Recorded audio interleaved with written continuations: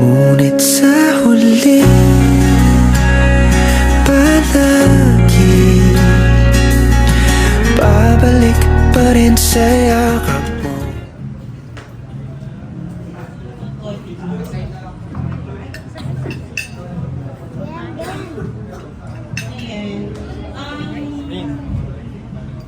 Thank you everyone for making it here. Your presence is greatly appreciated from my family, from the family.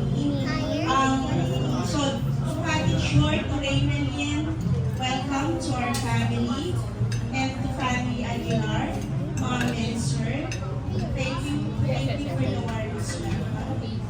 And so you're such a wonderful, generous, and very supportive family. Maraming salamat.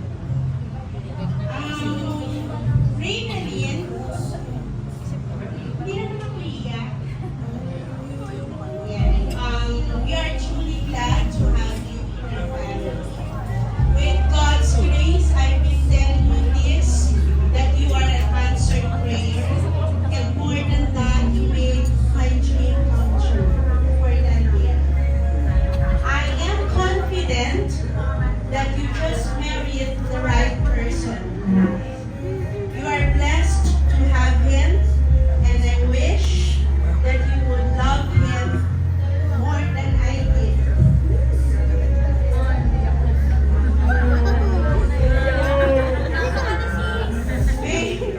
May you give Daniel the love and care he deserves.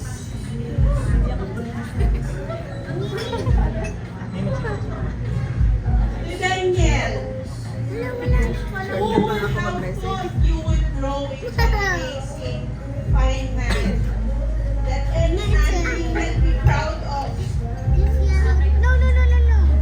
I see you grow, I see you struggle and succeed all throughout, and I'm immensely proud of what you are right now. And what else would you be? You are my first achievement, my first award, and most of all, I want everyone to know that you made my motherhood journey one of the greatest milestones in my life. I would not get tired of telling you that you are loved, you are cared, and you are valued. And if there could be one person who is prouder than me, that is your mama up there. She's beaming with so much pride and love.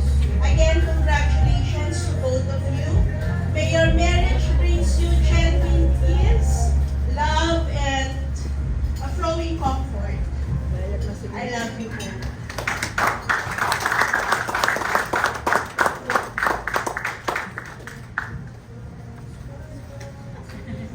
Coming from the bride's mother, palakpakan po natin si Mrs. Salvacion Aguilar.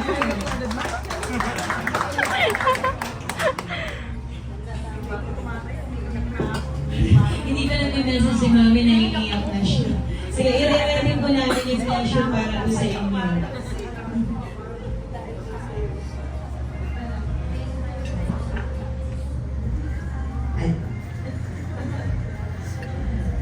Magandang hapon sa ating lahat. Salamat sa time, sa effort na ginawa niyo para maka-attend sa kasal ng anak ko. Di pa ako nagsasalita, naiiyak na ako kasi si Maring Lucy umiiyak na eh. Sa kalaman po kasi ng lahat sa family ko, yung si Maring Lucy ang nagpalaki dito. Wala nang namatay yung nanay niya ng 8 years old ka ba? 8 years old siya, namatay ang nanay niya. Yun ang nagpaaral at nag-alaga sa kanya hanggang sa ngayon. Kaya very emotional siya. Sa amin naman, nasabi na nila. Si Raynalyn ay bunso kong anak. Ito panganay ko si Rachel. Si Raymond yung pangalawa. Yung kanina na kumanta. Mga apo ko yan, yung apat na yan. Siyang bunso. Bukas birthday niya. Lenlen, happy birthday for tomorrow. 30 years old na siya bukas. Dapat kasi ang kasal niya bukas. Kaso walang civil wedding ng Friday dito sa City Hall ng Nicoayan. So, ngayon namin na ginawa.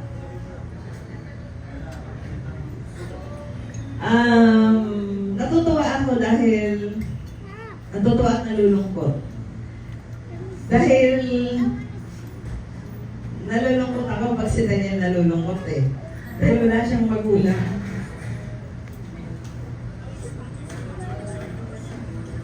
Kaya sabi ko sa kanya, nasa amin siya, kami ng magulang niya.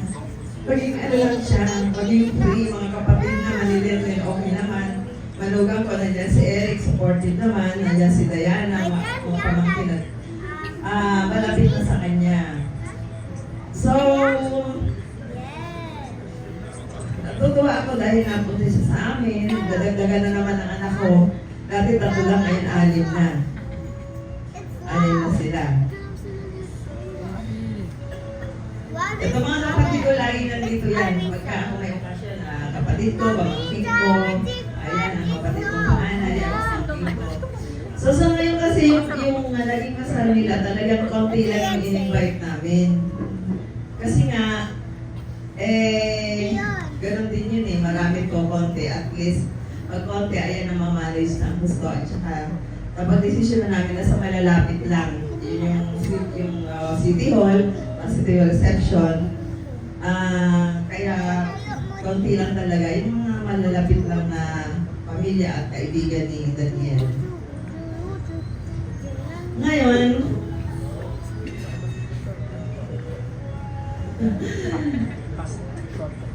gusto ko lang sabihin sa inyong dalawa na ngayon ikinasal kayo, hindi madali ang pagkaroon ng pamilya. Hindi puro saya, hindi puro tuwa, hindi puro kasayahan. Maraming challenges ang dadating. Marami yan. May maliit, may malaki, may nakakatuwa, may nakakainis. Pero dapat maging matatag kayong dalawa. Pag may problema, magtulungan kayo. Pag may problema na, solusyon ang hanapin nyo. Hindi may problema na naghahanap pa kayo ng another problem. Sa mathematics kasi, kapag may problem, may corresponding solution. Mathematics teacher po kasi ako dati. Kaya gano'n. Equation, ganyan. So kasi sabi ko nga, kami ng papa niya medyo may edad na. Kaya, hindi natin masabi ang buhay ng tao hanggang kailan na lang tayo. So sana magmahalan kayo. Daniel, alagaan mo si Linden, hahantingin kita. Natawa yung pamangkin ko. Joke lang. Mahalin mo si Linden, Daniel, magmahalan kayong dalawa din. At sabi ko nga, ang problema, laging may solusyon. Tapos nandito lang kami, andyan ang mga kapatid mo, andyan si Rachel, si Eric, si Raymond, si Diana, andyan si Daylan, andyan si Ronron, andyan si Rinrin, at saka si Dion. Andyan ang papa mo, lagi kami nandito. At andyan din yung Uncle Daniel, na sana lagi tayong magkakaroon ng communication. Minsan gusto kong pumasyal sa inyo, kasi hindi po kami nakakarating doon. Okay? So, maraming salamat sa ating lahat. Thank you.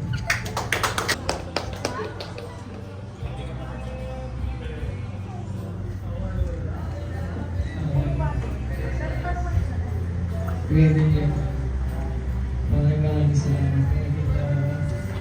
Naging mabalikan ako talaga. Kinsan sa akin, dalawang ngayon.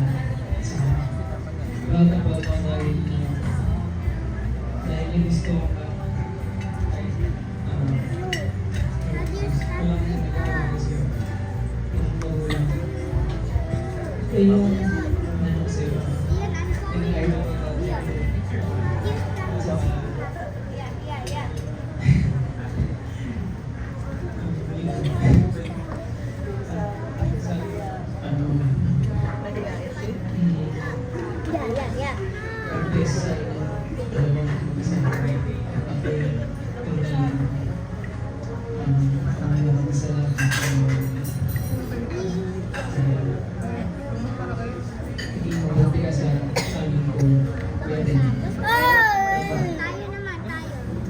their bride. May I call on Mr. Rai, Daylan, Aguilar. Ayan. Palakpakan natin ang ating cute at talented na si Daylan. Ano message for Tito Daniel and Tita Reynani?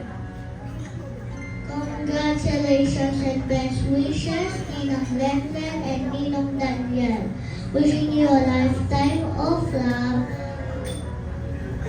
happiness, and adventure together. You always deserve all the happiness in the world. We love you po.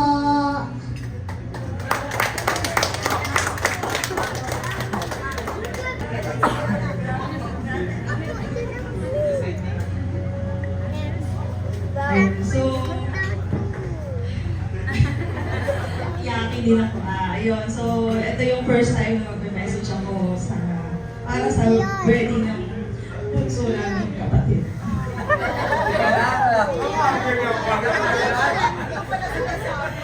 Ayun, English muna para di nakakaya. May your marriage be a beautiful blend of love, laughter, and endless joy.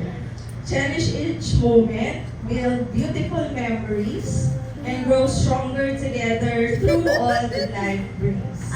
Congratulations ulit.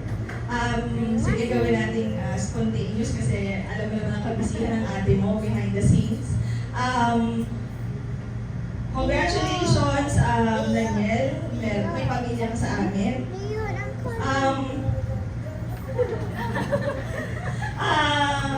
Lagi lang kami nandito para sa'yo, sa inyong dalawa. Huwag kang mahiya. Sa amin kahit mahihain ka, tahimik ka, pero medyo ano lang talaga kami outspoken kasi mga teachers kami. May mga teachers na pala, yung mga pinsan. Kami po ay lahi ng mga teachers, kaya medyo kang magugulat kapag talagang masayahin lang po talaga kami. Ayan. So, nandito lang kami palagi para sa inyo. Gusto ko ma-feel mo, Daniel, na maging comfortable sa amin. Lalo dun sa apat mong mga pamangkin. Ayan. At alagaan mo mabuti sila. Alam mo naman yan. Talagang siya ang aming bunso at talagang palaging inaalagaan sa aming pamilya. Ngayon siguro yung first time na kung sakaling kayo ay magtatayo na ng pamilya ninyo, bubukod kayo. Ito yung unang pagkakataon na ang bunso namin ay malalayo sa mama at papa. At ikaw na ang bahala.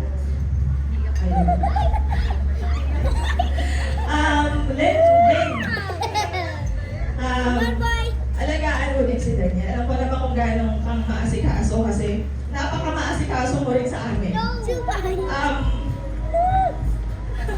Sa mga pamangkin mo, ikaw ang tita, the best tita nila. Alagaan mo yung sarili mo. Basta ako din, kami na Raymond, at ang mga asawa at tinayanan mo ako yan. Ito lang kami lagi kung ano na kaya natin. Kung ano kaya, kami suporta sa inyo mga asawa. Kung may mga tanong ka tungkol sa pag-aasawa, dito sila. At dito kami para sa inyo. Alam ko, hindi madali, hindi yan basta parang sabi nga, hangin na pag nainitan or napasok ay luluwa, kundi patience at pagtsatsaga at pagmamahal ang kailangan sentro ng inyong relasyon. Ayun, so congratulations and best wishes and bless your future generation, future son or daughter, at sana ay madami. Madami pala. Kasi nananalawa lang kami, so sa inyo sana madami. Oo, gano'n. So, congratulations and we love you so much.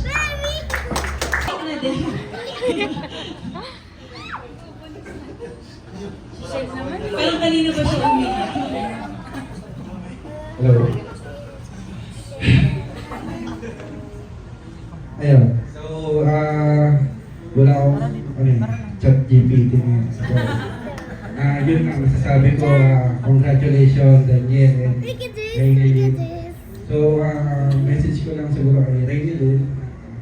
Siguro, huwag kang magsawang magselos at lagi bang hanapin si Daniel. So, siguro, kahit mag-away na kayo, kahit twice a month lang siguro. And si Rainelin kasi, kahit ilang beses ko pa lang siya nakita. Pero sa mga kita ni Daniel, parang si Rainelin, parang napakabait na asawa. So, ayun. Kay Daniel naman, so siya is kapatid ko na rin and best friend since grade 1. Dati nakita ko kung gano'ng kakapal yung Yu-Gi-Oh cards natin. So, until now, nasubaybayan ko yung pagiging hardworking mo.